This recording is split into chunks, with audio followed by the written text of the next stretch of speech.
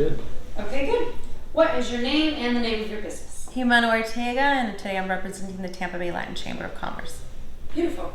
And what did you learn today that you can apply immediately after this? Well, right away, I think I'm able to go ahead and take some of this info and let people know about you guys versus me applying it. I think people just need to know that you guys exist and you guys are providing these phenomenal training workshops.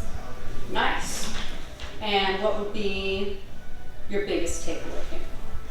The biggest takeaway, I think the AI piece really hit home for me. I think it was not only informative, but the transcript that he put together and the fact that the people that register are going to have access to immediate information that can transform their business was the biggest takeaway for me.